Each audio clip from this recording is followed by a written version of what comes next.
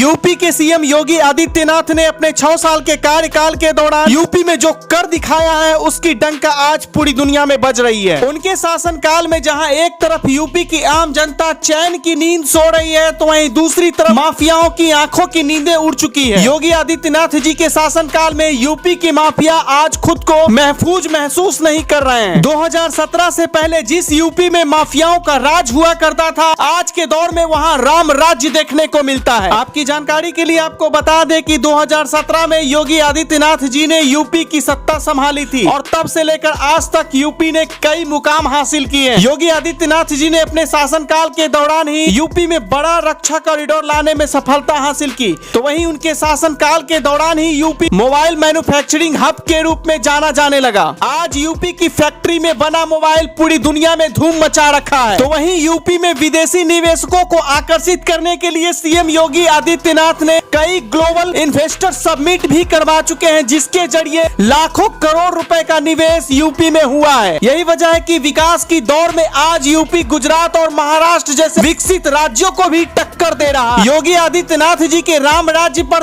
तब सवाल खड़े होने लगे थे जब यूपी के सबसे बड़े डॉन अतीक अहमद और अशरफ अहमद के इशारे पर उमेश पाल की हत्या दिन दहाड़े प्रयागराज की सड़कों पर कर दी गई थी, जिसके बाद सीएम योगी आदित्यनाथ ने इसे चैलेंज के रूप में स्वीकार करते हुए यूपी की बड़ी विधानसभा में कसम खाई थी कि वो यूपी की धरती से माफियाओं का नामो निशान मिटा देंगे। उमेश पाल की हत्याकांड के बाद योगी सरकार का कहर पूरी तरह से अतीक गैंग पर टूट पड़ा। यूपी के प्रयागराज में खौफ का पर्याय बन चुके अतीक अहमद के गैंग के उन शूटरों को एनकाउंटर में मार गिराया गया जो उमेश पाल की हत्याकांड में शामिल थे। वही कुछ शूटर आज भी जिंदा हैं और पुलिस से भागते फिर रहे हैं। अतीक अहमद के सबसे छोटे बेटे असद अहमद को जहां यूपी पुलिस ने एनकाउंटर में ढेर कर दिया, तो वहीं अशरफ अहमद और अतीक अहमद की हत्या पुलिस कस्टडी में मेडिकल चेकअप के दौरान जाते समय 3 सनकी युवाओं ने माफिया बनने के चक्कर में कर दिया था। उमेश पाल की हत्याकांड में शामिल गुड्डू मुस्लिम, साबिर अहमद और अतीक अहमद की पत्नी शाइस्ता परवीन पिछले 122 दिनों से फरार चल रहे हैं और लगातार यूपी पुलिस को चकमा देने में कामयाब साबित हुए हैं। अतीक अहमद के भाई अशरफ अहमद की पत्नी जैनब भी पुलिस की गिरफ्त से बाहर चल रही हैं और यूपी पुलिस भी लगातार उनकी तलाश भी जोर शोर से कर रही है। हालांकि यूपी की पुलिस गुड्डू मुस्लिम के सौतेले बेटे आबिद को गिरफ्तार करने में सफलता पाई है, जिससे यह पता चला है कि गुड्डू मुस्लिम का दिल अतीक अहमद की पत्नी शाइस्ता परवीन पर बहुत पहले से ही धड़कता था। हो सकता है कि यूपी पुलिस की गिरफ्तारी से बचने के लिए दोनों एक साथ कहीं छुपे हों, क्योंकि अतीक अहमद की गिरफ्तारी के बाद से उनके पूरे काले साम्राज्य को संभालने का काम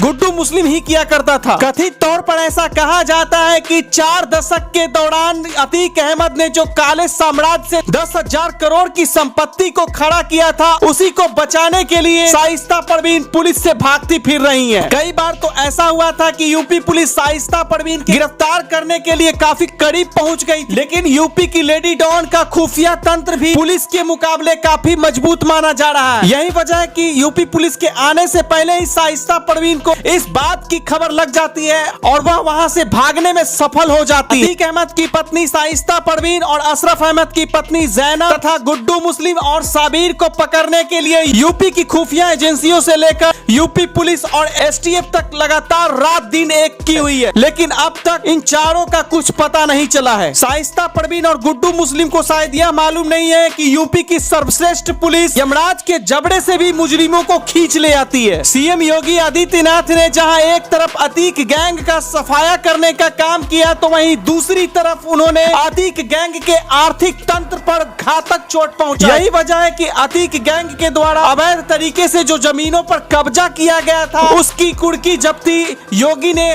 खुद करवाई। योगी आदित्यनाथ की कार्य कुशलता से ही इन अवैध जमीनों पर कुर्की का काम हो पाया। आज अतीक अहमद की इन्हीं अवैध जमीनों पर योगी सरकार ने लगभग 5 करोड़ की लागत से 76 फ्लैट बनवाकर गरीबों में बांटने का फैसला कर दिया, जिसे यूपी की राजनीति के इतिहास में काफी ऐतिहासिक फैसला माना जा रहा है। इससे पहले यूपी के किसी भी राजनीतिक दल ने ऐसा कारनामा नहीं करके दिखाया है। यही वजह है कि यूपी में सीएम योगी आदित्यनाथ की लोकप्रियता का ग्राफ तेजी से ऊपर उठा है, जिसका परिणाम हमें यूपी के निकाय चुनावों में देखने को मिला था। यूपी के सीएम योगी आदित्यनाथ ने अपनी लोकप्रियता का फायदा उठाते हुए बीजेपी को एक तरफा बम्पर जीत दिलवाई थी। नरेंद्र मोदी को यह सुनिश्चित कर दिया था आने वाले 2024 के लोकसभा के चुनाव में वे अकेले दम पे यूपी की 80 सीटें बीजेपी को दिलवाने की भरपूर कोशिश करेंगे।